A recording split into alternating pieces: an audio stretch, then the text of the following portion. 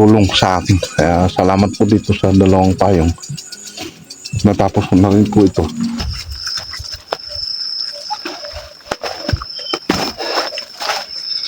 So ayan, good morning. Mehmet Egsaba. Mehmet Egsaba ako. Bukid na naman po. Ayan. So ayan po yung ating tubig. Napakaliit. Kaya atin pong titignan kung anong nangyayari. Di na kayang ikutin yung ating shower.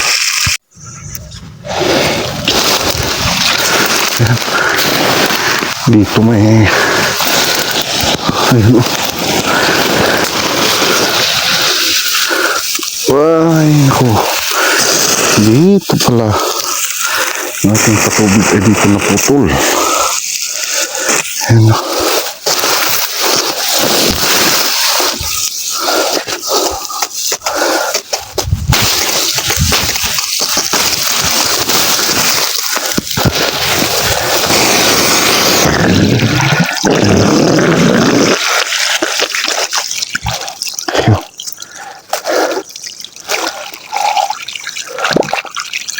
Nagdapok na ang tali. Palitan natin ito. Nangamas. Ito yung ating itatali. Ayan. Para mas malapad. Makapal. So naayos mo natin yung nandun. Tapos naman ay dito. Nahugot. Ayan. Pinagdugtong na po natin kasi malayo na yung agwat ng nahugot. So ayan, at atin lang po titignan doon kung meron na. Lumakas na ulit ating tubig. Ayos na rin, pwede na rin magdilig ulit. So ayan, yung paraan ng pagdidilig po natin ay paulan po sa ating tanim. Ayan o. Iikot yan ng 5 oras ay pwede na. Basa na po yan. So ito po yung aking ililinis sa ngayon. Ayan. Makapal yung damo. Yan o, hanggang dun sa taas. Makapal yung mga damo. Kailangan unti-unting gagapasin. Saka yung mga maliliit. Pag di natin nabunot yung mga maliliit, i-sprayin po natin siya ng one side. Ito lang pong mga malalaki. Ating gagapasin. Yan o. Kailangan gapas po yung ating gagawin.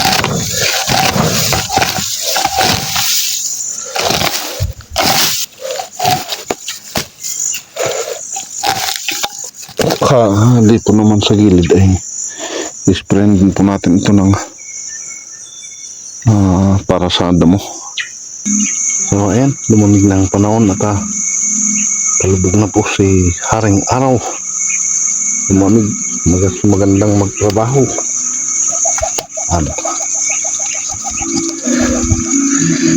Yung ating talong natusok yung kanyang mga bunga.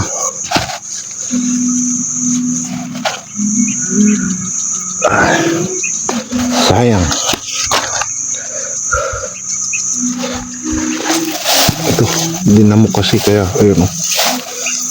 Maraming nagliliparan yung mga nanunusok sa bunga ng ating tanim. Kaya kailangan nating malinis.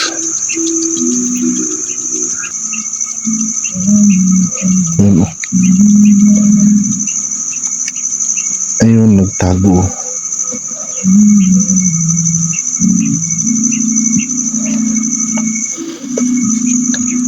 Kaya kailangan nating tirasin.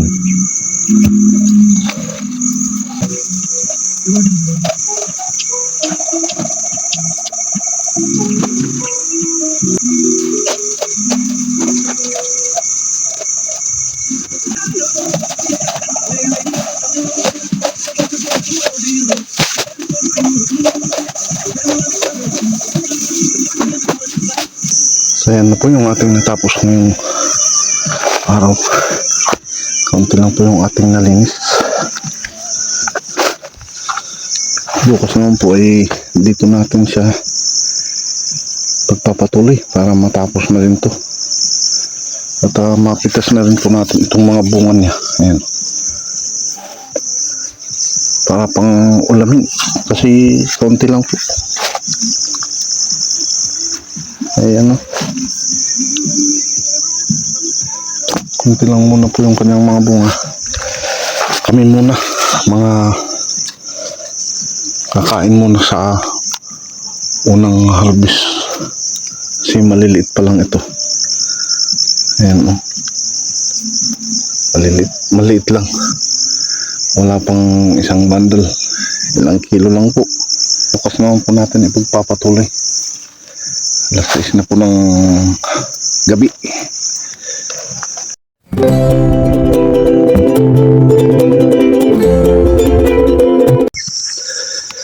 Ayan, good morning. Dito ngayon ng paglilinis po natin dito sa talungan.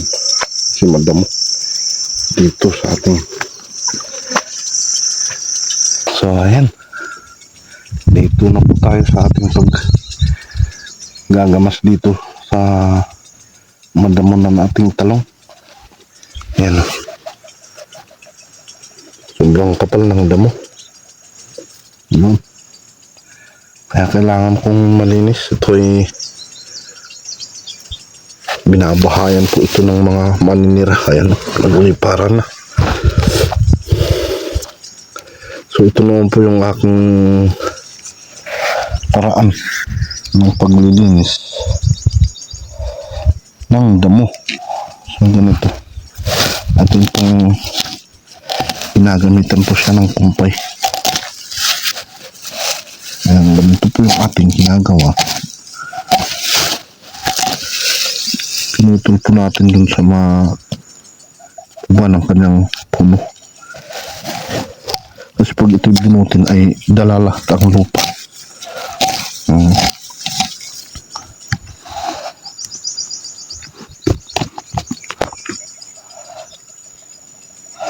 Tulad po nito, pag bunutin po natin, ayan, tinangay ang maraming lupa. Kaya mas magandang kumpayin po pa rin po natin para siya ay hindi masisira yung lupa, hindi madadala. Ayos lang naman yan na bunutin pag malambot yung lupa. Pero kung matigas ang lupa, talagang pati lupa dala. So ito yung aking ginagawa pagbunot. Kasi pag ito'y tatabasin lang po natin, ilang araw din po yan ay tutubo. Kaya mas maganda po na bunutin na lang para po nasa isang buwan bago siya tubuan uli. Kung ito'y ating grass cutter naman ay talagang madaling tutubo. So kung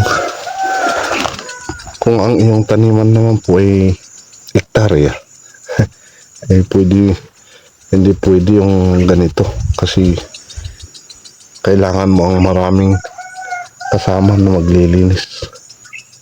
Sa akin kasi kahit iisa ako ay karampot lang naman ito ang aking garden o taniman. Kaya ito lang yung aking ginagawa. So sa mga hektaryahan ang kanilang taniman ay kailangan po nyo ang grass cutter, every week na grass cutter. Pero sa akin na maliit lang ang taniman ay ganito lang. Hindi bunutin ko na lang para po medyo matagal ako bago tayo maglinis uli. Ayan, tayo nasa lalim ng payong. So ayan, isang plot na lang ay natatapos na po tayo. Simula po tayo dyan. May natapos na po tayong 3, pang-4 ito, pang-5, pang-6 po yung kanyang taasan. Laking tulong naman po nitong payong. Ayan, pinagdalawa ko na sila. Ayan, silong hanggang doon. Tapos pag natapos ko na rin po ito, iusog ko na rin po doon. Para po nasa silong ba tayo? Para hindi tayo matusta. Ayan po. Tingnan nyo. Ayan, napakalinis. Ayan. Yung ating kabubunot ng damo. Ayan, tusta na. Lalo na yung nasa ibaba. Nauna nating binunot. Kung wala po itong payong na ito, sigurado pong doon na ako na nakahiga. Nasa silong. Pero kahit nga po alas 12 na po, ay tatapusin ko na rin po ito para makatapos na rin at ibang trabaho na rin mamayang hapon.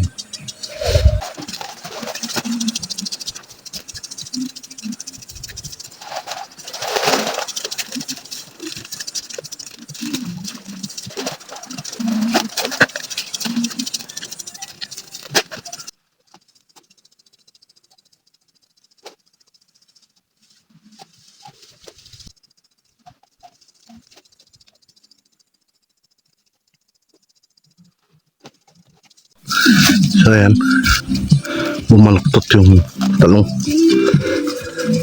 So ganito yung mangyayari pag tumama siya sa lupa, talagang walang mamamaluktot po siya. Ayan, laki. Tumama siya sa lupa dahil nga sa hindi siya tumangkad, hindi dito banda, ay talagang namaluktot na. Nakatapos na po tayo. Last na po itong dinamuhan ko, ginamasan.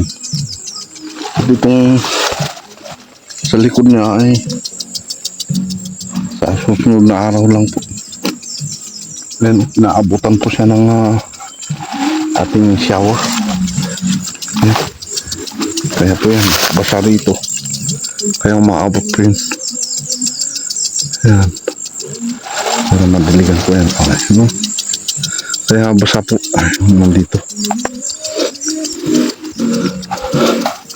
So ito po yung aking tinapos dito sa aking mini garden. Yan. Kahapon. Ito lang po yung aking nilinis kahapon. Yan. Kaninang umaga. Start ako alas 9. Yan. Hanggang dito. Ngayon ay nakatapos po tayo. Siguro ay kung wala itong dalawang payong na ito, ay baka may pagpapatuloy pa ako mamayang hapon. Pero salamat nga dito sa dalawang payong na to at nakatapos na rin po ako dito sa aking mini garden. Mini garden kong mini talong. Mini talong po dahil hindi po hektarya. Kung hektar ay yun ang sabing taniman. So dito naman po tayo sa payong. Ayan, oh. Putol po dyan yan. Kaya ako tinalian kasi lilipad na yung mismong payong. Ito naman ay putol po, yung itong handle po niya ay putol. Yan, kaya tinanggal ko na lang at nilagyan ko siya ng tinali ko dito sa maliit na bulo. Ayan, katulad din po nito. Ayan, buti na lang po hindi ko po ito tinapon. May meron naman palang tulong sa akin. Kaya salamat po dito sa dalawang payong. Natapos ko na rin po ito. Kung hindi ko po ito, wala po itong payong, ay baka yung tatlo na yan. Mamayang hapon pa po ito. Pero salamat talaga dito sa payong na ito. Ayan. So, ayan at hanggang dito na lang yung aking ang video na ito, episode. Maraming salamat po sa inyo at alauna na po. Kung naman po ay kakain ng pananghalian, eh talagang gusto ko po itong matapos para po makapagtrabaho na rin po ako sa ibang trabaho at ma-spray ko na rin po ito kasi marami pong mga shoot borer, maraming mga shoot and crop borer. Ang mga bunga nito tusok, ano, kaya mamayang hapon ay pipitasin ko na at i-sprayan ko na din ito. Tanggalin ko yung mga bunga na hindi natin papakinabangan, malalaki man o maliliit. Yung dito na lang at ingat-ingat in God bless po. Happy farming mga ka-farming. Bye po.